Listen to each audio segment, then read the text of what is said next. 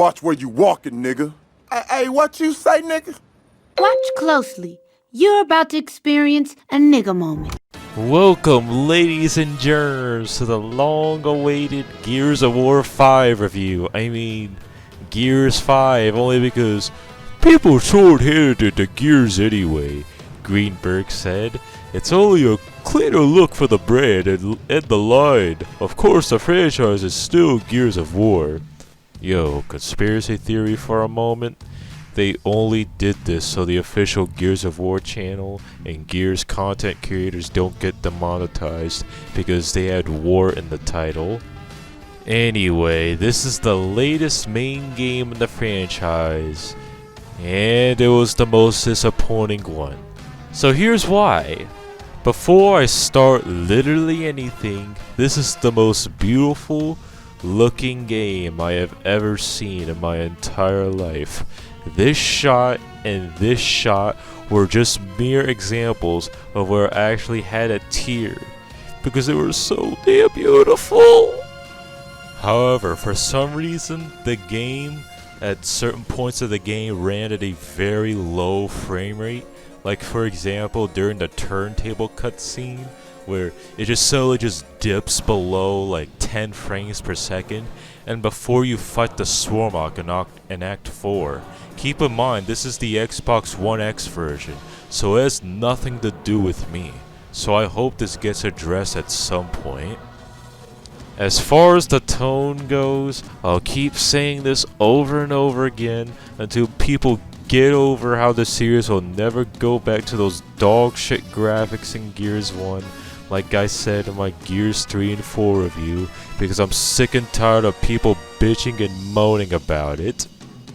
The evolution of the graphics in the franchise is a result of both technological and story evolution.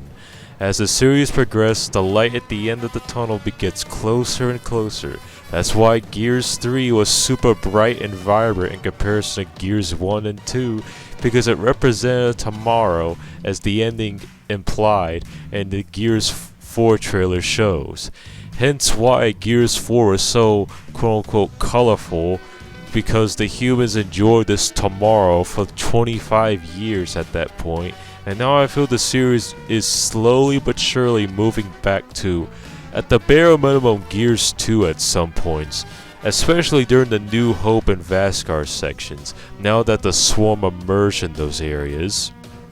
Oh, and speaking of New Hope and Vaskar, my main issue with these open world sections is that they're so damn empty.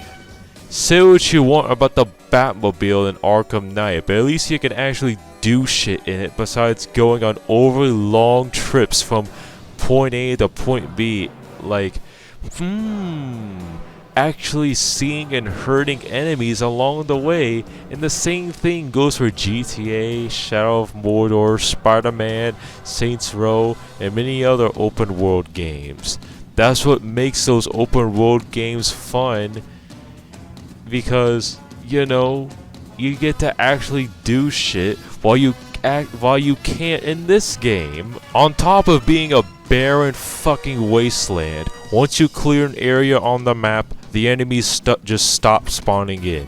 So there's literally no point into exploring that area besides missing collectibles.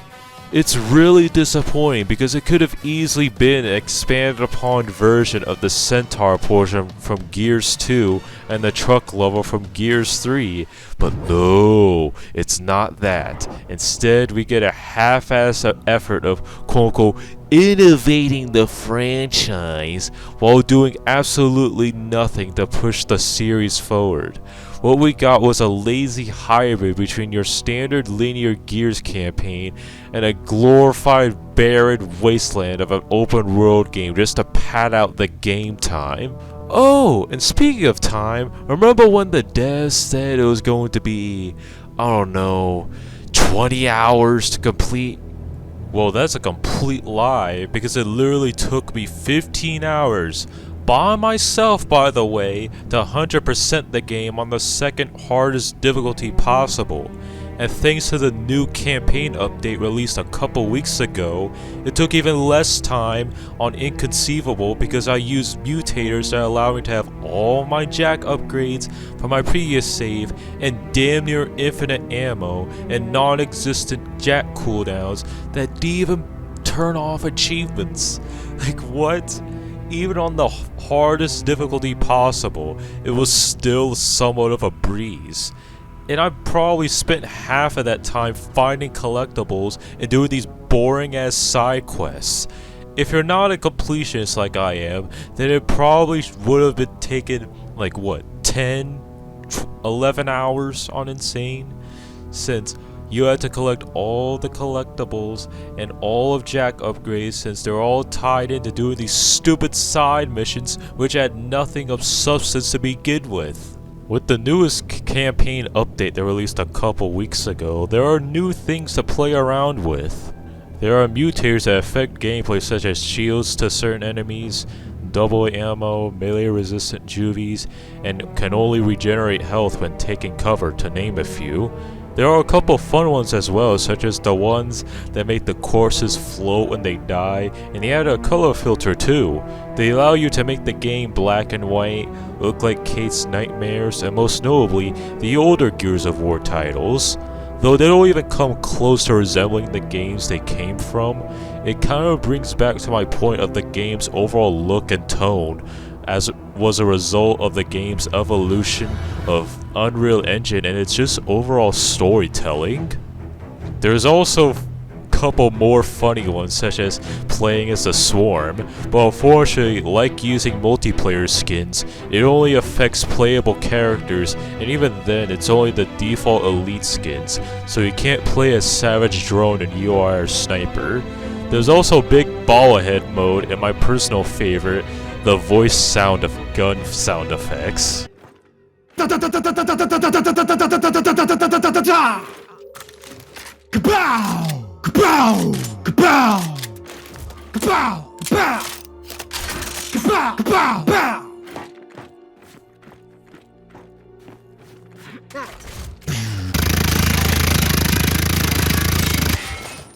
They put Batista in as Marcus, and he's okay, I guess.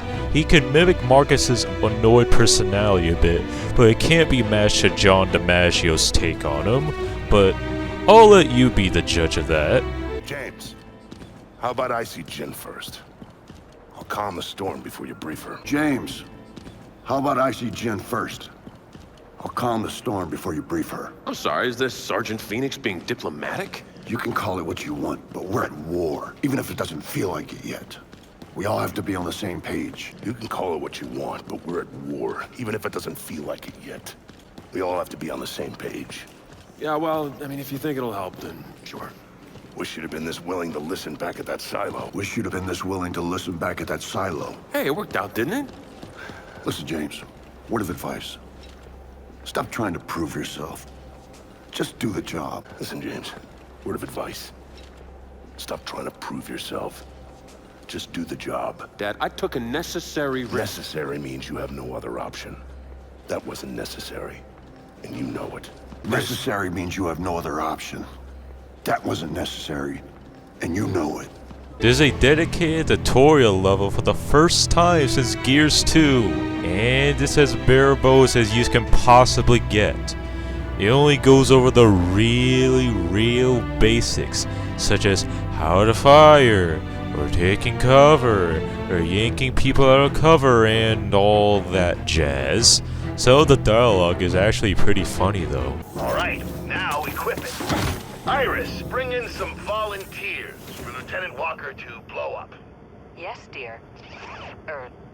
Damon. Yes, Damon. You didn't hear that. Wind flares also make a return, but there's only 2 of them this time, and you have to run this stupid skiff for both of them. The main problem is that you have to drive super fast, you can't slow down, and since the flares are the same color as the sand, it's so damn frustrating to get through, because it's so hard to tell if you're close to one or not. Since I'm trying to find trying to follow the objective on this confusing mini-map. I've died more times in these sections than I did anywhere else. The map is also confusing as hell too. I wish they had at the bare minimum at least color-coded which one's the main objective and which one's the ones you marked, or use different icons entirely for the main and side objectives instead of them making them the exact same shape and color. It gets confusing to know where you want to go sometimes, and I really wish I didn't have to move the right analog stick to make sure I'm going the right way. But with all that said, there is still some promise with this game. The melee mechanic has changed to where now you can do a 3-hit combo instead of just hitting people with the butt of the gun. It's a real lifesaver against drones and juvies, as you can either execute or meat shield the drones after you stun them with the 3rd hit, and you can literally kill juvies with just a 3-hit combo. TC slightly changed the reload mechanics again to where you can do actives wherever you want, even after you miss it, which is a real nice touch. Jack is an interesting fellow. Remember this specific line said by Baird in Gears 3? Oh yeah, let's go get him, Jack! You gave Jack a stunner. Yeah, he can do a lot more than just open doors now. Well, now he's an actual game mechanic and even a player can control him. He can actually do shit such as flash enemies, can target enemies for you, fetch weapons and components for you, put a giant barrier in front of you like Reinhardt from Overwatch, make you invisible, and many more. You can find upgrades scattered across the map that you can upgrade, like how you can shoot while being cloaked, freeze enemies with flash, and triple your melee damage, to name a few. As for the new weapons, some interest me and some don't. The Lancer GL is just a Lancer with an instant drop shot glued on it.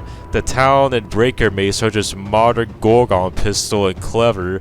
And the Cryo Cannon is okay, I guess. Now for the actual good ones. The Flash Grenades can be a huge game changer, as it stuns enemies, and the Claw is the most interesting one since it's super inaccurate at first, but it gradually becomes more accurate the more you fire at it. To compensate, the fire rate lowers as well, so it's a nice balance. It's super overpowered, it's like a down people at a handful of bullets. All normal weapons have relic versions of them, and are either way better like the long shot, Nasher, and Claw, or I am mildly amused like the Enforcer, M-Bar, Torque Bow, and the Boom Shot. The Relic Longshot fires 2 shots instead of 1 in the chamber. The Enforcer and M-Bar do more damage, but has a slower fire rate. The Torque Bow can shoot arrows faster, and has a larger ammo capacity at the cost of losing an explosive tip. And the Boom Shot can fire 3 rounds, but has a high but short arc instead of a low and far-reaching one, like the original. And those are just a few of them. My absolute favorite ones are the Nasher, because it could just near insta-kill people from afar thanks to its slug rounds, and the Claw is essentially just a mini tri-shot. Storing your weapons onto the skiff is pretty much worthless unless it's a heavy weapon. Reason being is because they just suddenly disappear after you clear an area out.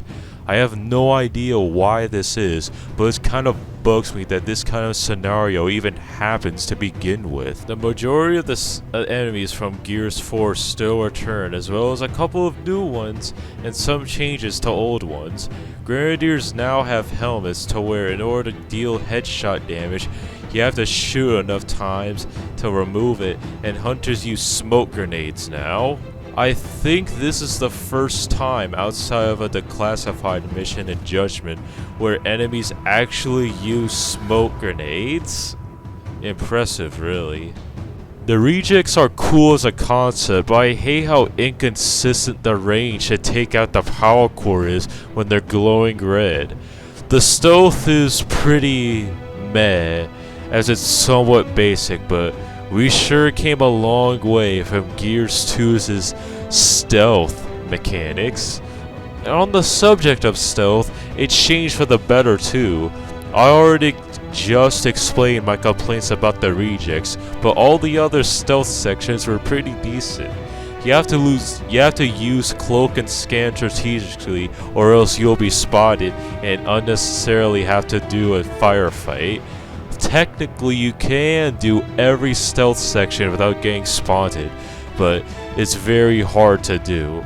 Kudos for TC for putting in the effort for improving upon Gears 2's stealth though. Poppers are just juvies with explosives on it, which are also just essentially the tickers from 2 The Judgment / the trackers from 4. The leeches are the most pointless enemy in Gears of War history. The juvies already fill the role of short and nimble killers anyway. They don't serve a single purpose other than make your health bar lower by just chugging at you. Bastions are okay as they shield enemies off from all incoming fire until it's destroyed. I don't have much of a problem with them since it just adds another layer of strategy to the core gameplay. The Warden is just really dope in terms of design. I'll put it at top tier in terms of Locust character design, but sadly the same cannot be said about how he functions. He's pretty much a bigger and slower versions of the Raiders from Judgment. The Stump is okay, I guess. They're neat in terms of the lore behind them. I mean, the Swarm controlling a big ass DB like that, but they're not bad either. It's just a slow moving turret that just spawns leeches from its ass. That's about it, really. There is a tiny little portion in the game where you get to actually play as a Swarm. Get to play as a Juvie, a Drone, a Scion Mulcher, and even a Warden too. Though I wish the Warden part was just a tad bit longer, because you don't get to play as him in anywhere else, not even PvE mode. As for the bosses, all of them returned from 4, with 2 ones being the Flock and the Matriarch. The Flock is boring as fuck, as it's just a giant flying bullet sponge that just spawns leeches and does a tornado that sucks you in periodically. The Matriarch is somewhat underwhelming since all you have to do is just shoot the ice and then shoot its weak point on its back when it's frozen. Even more annoying is the Kate section that just disrupt the gameplay, leaving me wide open to being run over by her. The Kraken bosses, meh. It's super easy too. All you have to do is shoot the valves, I think they're called, alongside a Flock. Then shoot its tongues in its second phase. The tongues can not only break cover, but also grab you if you get too close to them. Soon as it grabs you a second time, just don't bother mashing because you're essentially dead at that point. The final boss is just phase 2, except it's even easier since the tongues can't reach you when you're in the far left side of the screen. I'm so glad I almost forgot about this aspect too, and that is the Omen. That is the stupidest fucking decision I've ever seen in this fucking franchise since the complete overhaul of the controls in Judgment. Their excuse for changing the Omen was, oh, we want to make sure players actually see how much health they have, since literally almost everything that's quote-unquote important is on the screen. Even though this fucking gay-ass Omen covers up the whole damn screen in red, making everything unseeable anyway. I'll take a hard guess and say it's a subtle attempt at yet again appealing to the normies, since every other shooter has this type of shit where the whole screen is red when you're low on health. But then again, I guess it does make sense considering an entire portion of the game is nothing but red. Literally anyone with fucking eyeballs can see how much health they have in the old games, including 4 too. So why bother changing it when no one fucking asked for this change? Like, look at the screen. What's wrong with the old Omen? What was wrong with it? If you have eyeballs, you can clearly see this fucking Omen in front of your eyes, right? It's not even that hard to put in. They tried quote-unquote fixing it by having a simple omen option months after launch, after a huge rightfully backlash criticizing the fucking old omen. But I can barely tell the difference at first glance. To me, this omen... Honestly, it's embarrassing. Why not have the fucking option? Why limit us with these two stupid omens that cover up the whole damn screen? Especially when we've been complaining about it since the beta came out. The fucking beta that was released, what, 15 months ago? At the time of recording this video? So, it's just them being fucking lazy and not considering even the most basic complaints of its own long-time fan base that had no issue with the omen until recently when they unnecessarily changed it. They are willfully not putting this option in after we've been complaining about it for months. Why limit us to barely 2 of these crappy omens? Just give us the damn option. How hard is this?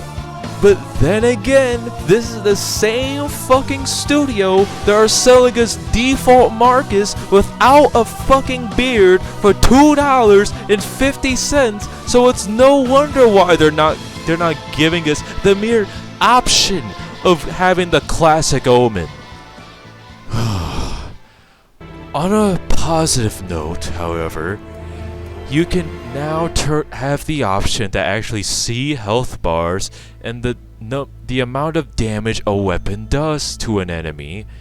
It's not much, but at least I can have an estimate as to how long it'll take for me to kill a bigger enemy this time, instead of having to guess how long. It's not much, but it was a much needed quality of life change this series desperately needed. All in all, it still feels like a Gears of War game, but the new bosses are mediocre at best. Almost all the new weapons are mediocre, and a half-assed attempt at making an open world game, since that's what's trending in the single player department apparently.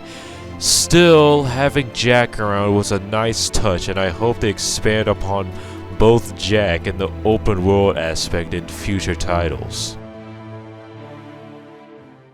Like many others, I was a bit concerned when I first saw that E3 2018 trailer, but the rise of strong female protagonists in recent years, we all thought Gears of War of all things will succumb to this female supremacist mindset, especially with this specific line here. Screw your order.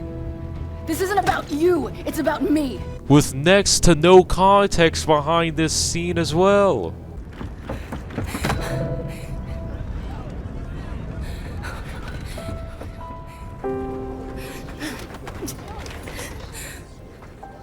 Kate. No. No. Kate, you can't see this. You don't want to see this. I'm sorry.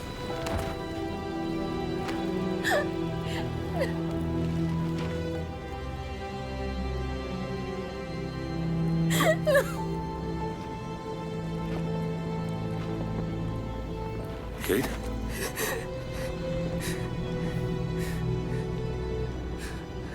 I'm sorry.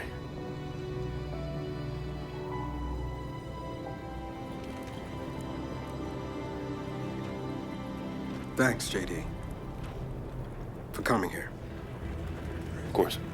Can I recommend we maybe get these people out of here? Hey, just slow down. No, 5's is right. We need to move. What are you talking? Oscar's dead, man. Give her a minute. She'll get her minute in the Raven. What the hell is wrong with you? Now we need to leave. I'm not going. Excuse me? For months now, I've been having these dreams. Nightmares. But I think they were messages. What? Something's happening to me. It's your grandmother's? Enough. We'll deal with this later. 5's, round these people up. I need help. There's a place up north. I think we can find you answers there. No, no. Absolutely not. We have orders. You'll go with me. God damn it, both of you, listen. I'll go with her. Look, if you're missing, Jen will notice. Okay. I'll push Jack the coordinates. No, Corporal. You are coming back to New Afira. That is a direct order. Well, Captain. Screw your order. This isn't about you. It's about me. I need to fix this. Hey, watch her. Her necklace? That's a locust symbol. Yeah, so? She would never be our enemy by choice. I know that. Because she would die for us. I know that. But what if it's not her choice?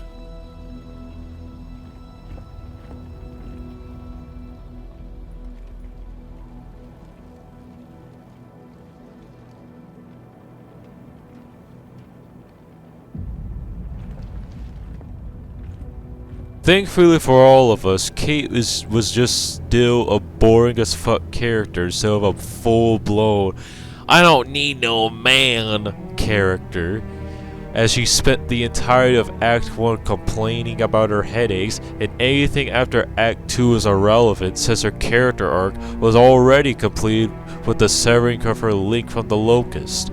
I would have been somewhat fine with if we got to play as JD again in Act 3 and 4, but no, we still have to play this boring piece of paper character the entire way through. There's no reason why we should still play her, since again, her arc was completed and JD came in with still having time to develop his character at the very beginning as well. Especially when nothing of significance happens other than trying to get the hair of Dawn back online. Oh, on the subject of JD, TC did him so damn dirty in this game.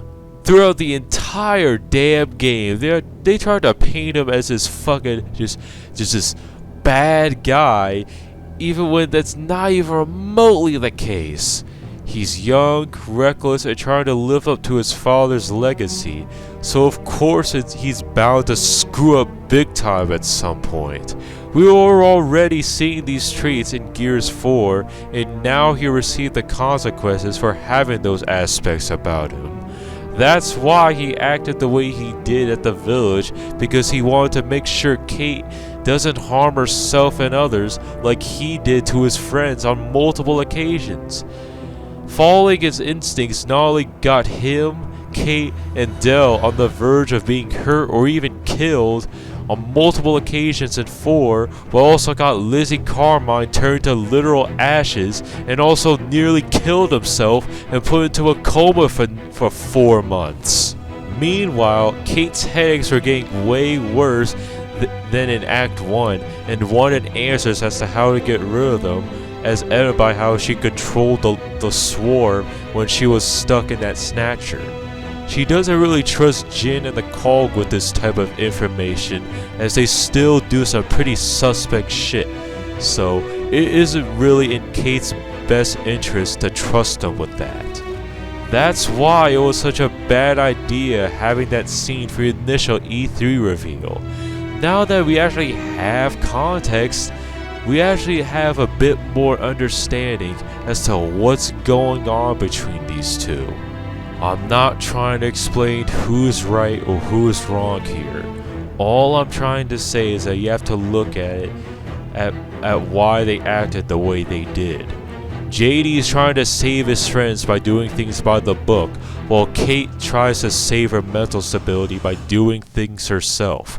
People just need to stop looking at it as if it's some type of SSW bullcrap by Kate being just this I don't need no man character, or JD being a fucking asshole that so many people misinterpret them as. Speaking of misinterpreting them as fucking assholes, Stell is still as plain as vanilla ice cream. He does provide info on various things about Sarah and also enabling Kate's distrust of JD by talking shit about his own best friend. Kate literally came this close. This close by actually being a good friend and trying to understand why JD acted that way towards her. But no. Instead, Dell tries to convince her that his own best friend was a fucking just evil villain that the game constantly tries to paint him as. There's one thing I keep asking myself. Why did JD change so much? Was it the coma? The guilt? Jen got to him. Made us seem like the bad guys. And promoted him to captain, which... whatever. I just never imagined JD was so... cock. Well, he is Anya Stroud's son, remember? And Marcus Phoenix's son. Yeah, can't imagine why that would give anyone issues. With that, he had to go. I just had to let him die in that stupid decision-making cutscene.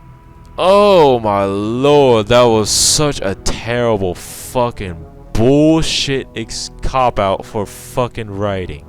Despite my criticisms of Gears 1 Judgment and Gears 4 stories, nothing from those games come even close to this stupid excuse of a fucking scene. Why didn't you just be like Soap from Modern Warfare 3 and...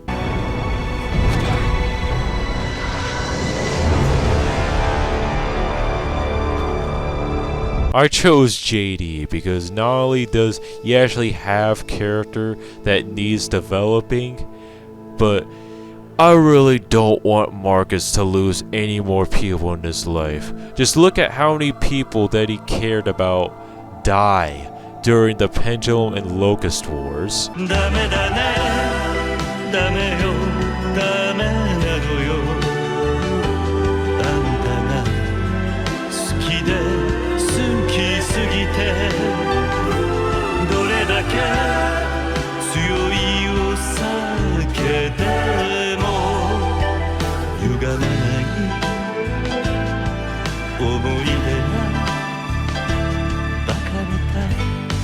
Now all we're left with is the possibility of JD being gone and just with boring ass Dell and Kate, or hopefully it'll be like the Wolfenstein games and let us choose which one died in the next Gears game. Either way, it's the dumbest scene in Gears of War history, and the only saving grace was Marcus reassuring JD because he went through the same thing with Dom. It's so wholesome that it's tear-worthy. Thanks for the save. Hey, where's Dell?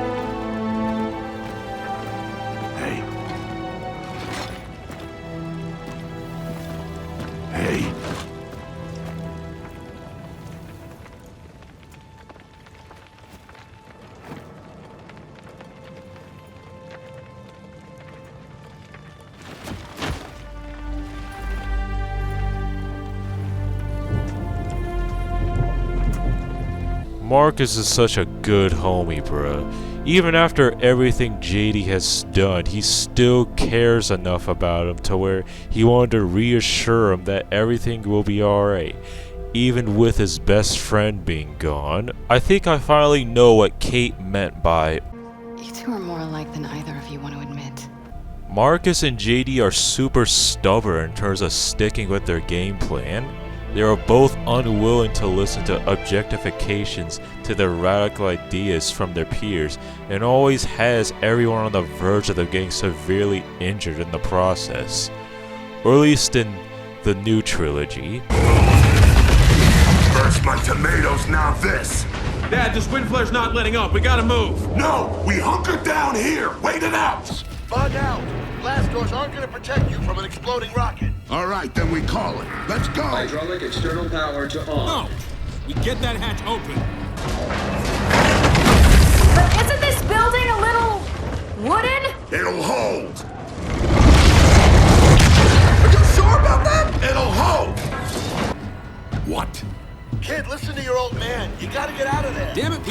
do this, so let's get it done. Shit! Condor coming in!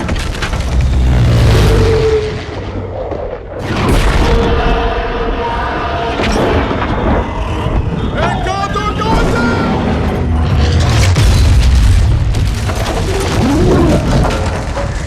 15 seconds to launch. You gotta go! Hurry! 10 seconds to launch.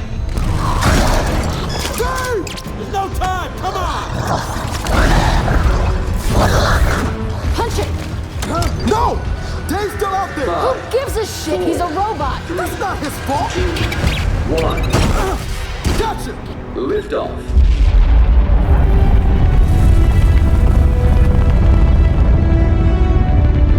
Not just that, but just their emotions in general as well. They both like to wall themselves off from others in terms of stress, and like to be left alone and confronted about it.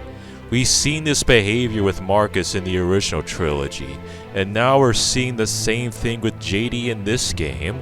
It just further highlights as to not only how similar these two are, but also how much potential JD has at character development. Jin is still a selfish asshole, and we finally get to know why Anya died after all this time. Say what you want about the writing, but they made damn sure to make Marcus be such a legend in every scene he's in, by how he doesn't give a flying fuck about Jin's fake-ass lip service to him. Let me be perfectly clear. When it comes to this weapon, I don't share your optimism. It's the first time anyone's accused me of optimism. Yes, well, I'll remind you your wife refused the idea of bringing the hammer back online. I would have thought you'd respect Anya's wishes. I'm gonna pretend you didn't say that. For both our sakes. Anya would have wanted you to... You don't get to talk about her! If that's what you think, I won't argue. You and that goddamn fertility program. A program that gave you your son. And mine. I honor Anya. I loved Anya. I don't care if you believe me. When my program was in its infancy, she came to me. She volunteered. Both times she volunteered. Seeing First Minister Stroud undergo treatment. Do you know how many children are alive today thanks to her? She should be buried here, you know, with the Allfathers. The people need her inspiration. Your inspiration was my wife. We'll take it from here, Sergeant. Excuse me, do you not knock? First Ministers don't need to knock. Really disagree. Jin, I told you, it's not gonna happen. And what about you? Considering the thing that linked me to the hive mind is dead, we killed it, by the way, you're welcome. And considering that I don't trust you at all, I'll have to decline. Arrest her. Oh, you don't want to cooperate with me? Arrest her, please. Crazy how a damn Karen is in charge of the most powerful military in the entire planet of Sarah. 5's is pretty much bad, but ramp up the douchiness up to 11. Which is why he's my favorite character to Coalition games. He's arrogant as fuck and talks a lot of shit, but gets rightfully wrecked when someone roasts him back. Like how JD beat him in sparring, and this legendary scene with Marcus in it. For that, we're gonna need a test fire. Forget test fires. We need an actual target. If we're selecting targets, shouldn't someone with real military authority be here? It's 5's, right? Yeah, yes, sir. Shut the fuck up, 5's. Yep, sir. I'm really surprised and glad that TC even gave Jack some level of personality. All he has going for him is being scared, happy, or sad at the end. And a couple of more expressions that I completely forgot about. Not really an issue since he's a robot after all. Jared also returns, but is more of a support role and still retains his sarcastic attitude, and even given it to his AI. Your deductive powers are truly impressive, Iris. And you, Damon, are quite handsome. I intended that remark to be sarcastic. Yeah, I figured. I can see why he was a bit distant towards JD in Act 3 since, you know, his idea killed Lizzie and almost killed one of his friends' son because he put trust in JD's own reckless behavior. Paddock from Judgment also returned, and remember this line at the end of Aftermath? You want to stay friends? Let's never see each other again. Yeah, it was either Bear doing a really good job at convincing him to help him out, or the writers forgot about that part. Regardless, I really love Paddock here. I love how savage his roast to the Cog are, and he dropping some nuclear truth bombs about how truly suspect the Cog are. Dude got no chill about his roast, even after all this time in his old age. How do we know these satellites are still functioning?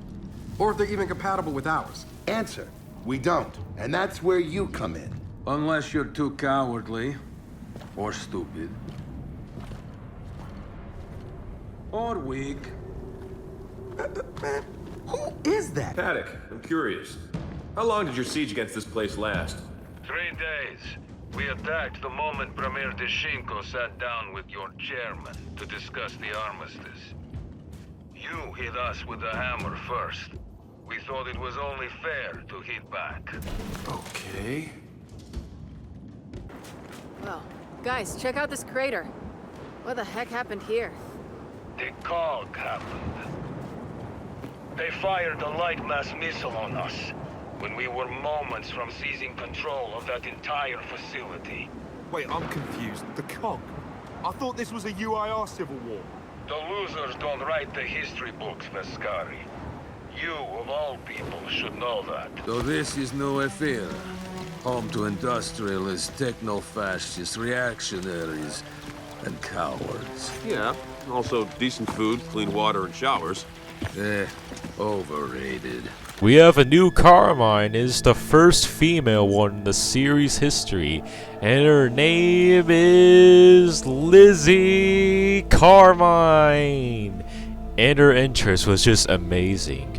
She was some jumpy rookie scared kid like her uncles Anthony and Ben. Thankfully, she wasn't reduced to a cameo like Gary. It was actually given scenes and somewhat of a personality. It's sad how Clayton lost yet another relative, but at least this time it's actually significant to the plot as it led to JD's personality shift. Clayton also returns, but his armor somehow is blue, even though at 3 it's sort of like a grayish bluish color. But I'll just assume it's blue because the armor hasn't really aged that well. He's still a badass as always, but I'm really disappointed that his role was just basically reduced to a cameo appearance, given the very small amount of screen time he had. Judging from this line, Grub killer, swarm killer, whatever. Yeah, rescued by my old trainees. we can assume that he trained JD and Del and 5's, which is a very nice touch. I like the swarm a little more now, as evident by the way the drones treat the Imagos and the way they just scan the environment around. I still don't get the fucking feeling of them being a threat yet, as they feel like cannon fodder still.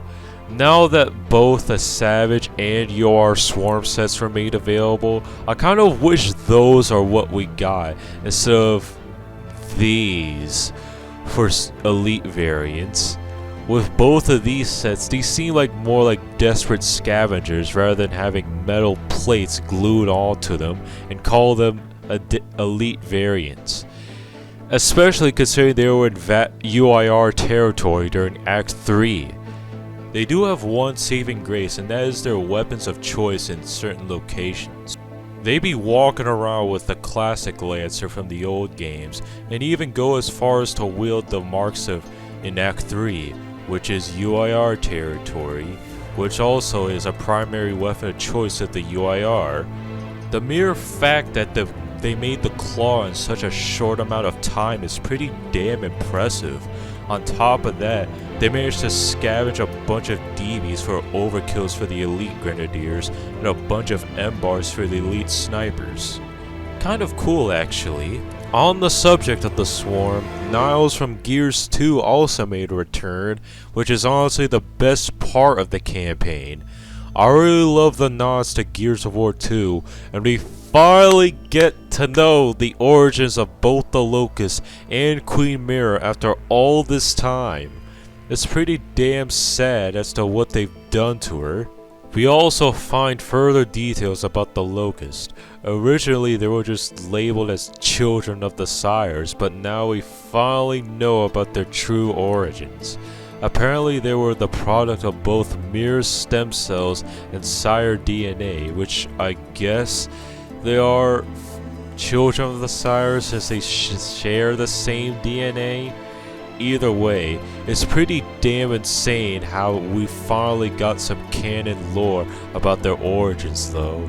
We even got to fight half-naked drones too. One thing I've noticed is that the series progressively became less subtle in its criticism of the COG in each game, but finding more and more about Mira and the horrendous experiments Niles has done comes full circle. The COG was its own worst enemy this whole time, and I love it because they always done some pretty suspect shit, such as the Hammer of Dawn strikes. It's only natural that the shit they've done backfires hard on them, and I honestly can't blame Mira for going through with the genocide, given her power to control the Locust with the Matriarch, and how the humans have screwed her over and over again, even after she had Reyna taken from her. But humanity, as always, brought this war upon itself.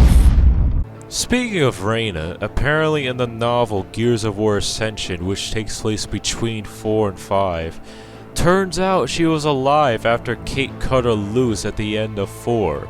So when Niles had Kate connected to the hive mind, it awakened Reyna and thus allowed Mira to control her, and thus the swarm became smarter and more efficient or some bullshit like that.